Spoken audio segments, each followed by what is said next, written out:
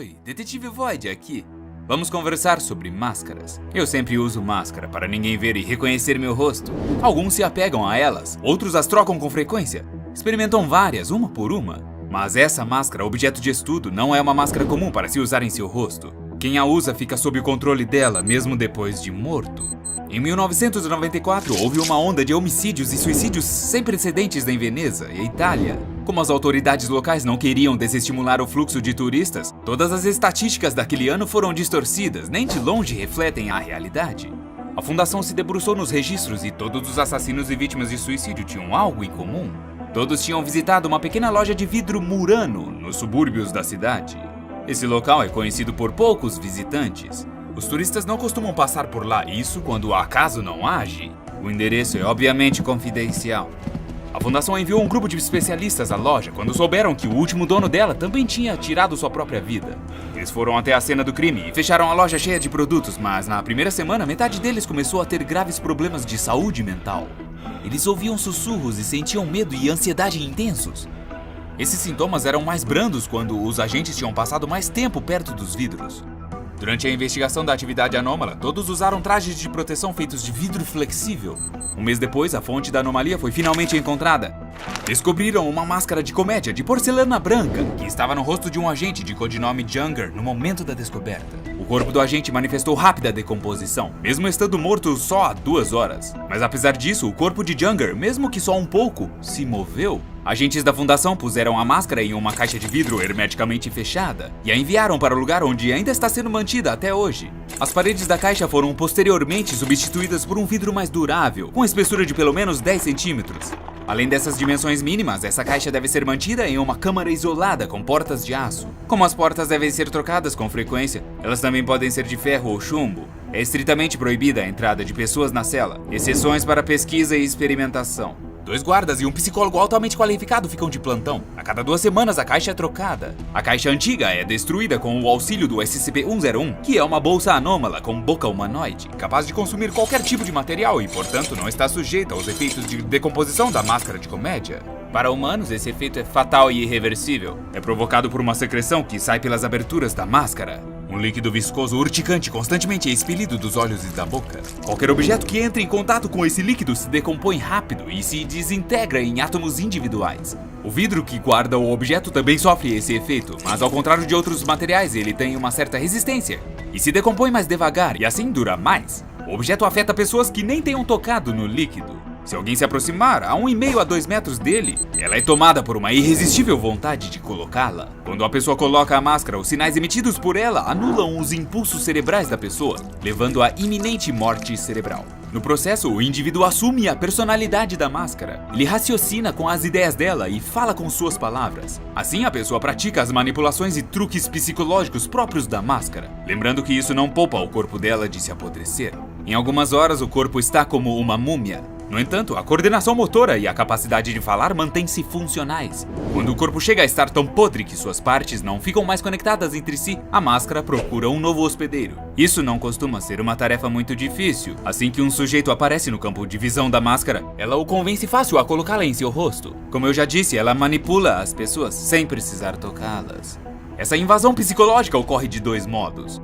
Primeiro, através de uma interação por contato com a vítima, e segundo, a máscara persuade telepaticamente as mentes das pessoas. Por meio do segundo método, que os clientes da loja de Veneza foram induzidos ao suicídio. A ideia de matar outras pessoas foi inserida em vários outros visitantes. A máscara usa principalmente o primeiro modo com os funcionários da fundação. Assim, induziu vários funcionários a cometer suicídio e forçava outros a obedecê-la por telepatia. Esses funcionários organizaram uma fuga para a máscara, mas durante a evasão, eles foram mortos e a máscara retornou à sua contenção. Depois desse acidente, o SCP-035 tornou-se mais violento. Funcionários no raio de 10 metros doravante passaram a sentir a influência do objeto. Até o psicólogo sentiu. O pessoal ouvia sussurros incompreensíveis e risos altos penetrantes. Estavam com um agonizante medo e depressão. Além disso, o forte efeito da máscara começou a se manifestar nas paredes da cela que a continha. As paredes passaram a liberar uma substância semelhante ao sangue, mas um pouco mais ácida, atingindo um pH de 4,5. Naturalmente, isso provocou corrosão nas paredes da câmara. Além de deteriorá-las, essa substância desenhou padrões peculiares nas paredes. Uma observação minuciosa revelou fragmentos de texto, escritos principalmente em línguas antigas em desuso, sânscrito, latim, aramaico e grego. Também havia imagens de rituais de assassinatos e sacrifícios. Funcionários da fundação reconheceram nesses desenhos os problemas das suas próprias vidas. Ou, no sentido inverso, a máscara leu a mente do pessoal e projetou suas memórias na parede.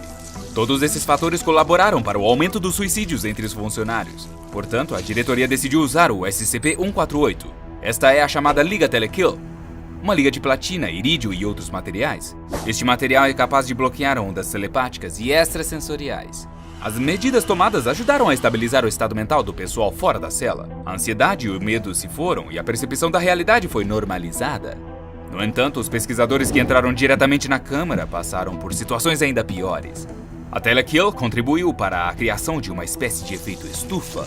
A radiação negativa emanando da máscara se acumulou dentro da cela, destruindo as paredes e ocasionando vários fenômenos e eventos imprevistos. Por exemplo, as portas da cela se fecharam espontaneamente e assim ficaram por 4 horas. Durante esse tempo, a energia negativa do grupo de pesquisa ficou mais pesada. Os sussurros vindos da máscara tornaram-se insuportavelmente barulhentos, acompanhados de risos sarcásticos e alucinações visuais. Apêndices semelhantes a braços surgiram das paredes repletas de sangue, tentando agarrar os pesquisadores. Todos os que ficaram na sala por mais de 3 horas desmaiaram em estado de profunda e irreversível psicose. Foram submetidos a tratamento compulsório sem resultados positivos. Por isso, a equipe de pesquisa agora é trocada a cada 2 horas e meia. Apesar de todos os perigos, o estudo do objeto é necessário porque o SCP-035 tem um riquíssimo conhecimento da história mundial, incluindo informações sobre outros objetos SCP. Seu intelecto e memória estão no nível de outro objeto altamente desenvolvido, o SCP-682. Mais conhecido como o réptil duro de matar, a máscara com frequência mostra interesse pelo réptil, mas a chefia proibiu qualquer contato entre eles. Afinal, o réptil é praticamente resistente à decomposição, o que significa que poderia se tornar um usuário permanente da máscara, o que seria muito perigoso. É claro que o SCP-035 está ciente disso. Ele busca um hospedeiro imortal e de incrível força. No entanto, segundo a própria máscara, os dois já tinham se encontrado antes e o evento não terminou bem. Na verdade, deve ter havido uma briga entre os objetos e a máscara simplesmente quis pôr um ponto final na treta. Mas eu acredito mais na primeira teoria. SCP-035 provavelmente inventou a história do conflito a fim de cultivar a esperança de matar o réptil, o que tornaria mais possível o encontro entre os objetos. A máscara não fala sobre sua própria origem e natureza de suas anomalias, mas deve saber de tudo sobre isso. É bem possível que esse conhecimento ajudaria a eliminar ou pelo menos a neutralizar o objeto, e tenho vários pensamentos sobre isso. Lembremos do material do qual a máscara é feita. É feito de porcelana, inventado na China por volta do século VI, mas muitas das línguas da máscara entraram em desuso muito antes, e o mesmo se aplica aos desenhos ritualísticos nas paredes. Com base nisso, tenho 3 hipóteses. Primeiro, a máscara teria tido tempo de sobra para estudar todas as ciências, culturas e línguas, incluindo as obsoletas. Segundo, a porcelana pode ter sido inventada 1000 anos antes no Oriente Médio, mas essa teoria é desbancada pelo fato de que nenhum material tão antigo foi encontrado em nenhum lugar dessa região. A terceira hipótese parece a mais provável para mim. Presumo que a entidade que vivia na máscara morava em outro lugar e precisou se mudar para esta máscara em particular. Seu local de residência anterior não era o Oriente Médio, mas sim a África. Embora esses objetos não sejam mencionados em livros ou documentos históricos, consegui encontrar uma lenda contada em tribos do território da Namíbia. Ela diz que há quase 2,5 mil anos, uma tribo era governada por uma máscara possessiva feita de madeira. Foi passada de um líder para outro até que conquistou todas as tribos num raio de 350 quilômetros. Todos os líderes que usaram esta máscara foram mumificados ainda vivos. Então, devagar se migrou para o Oriente Médio, onde continuou suas conquistas.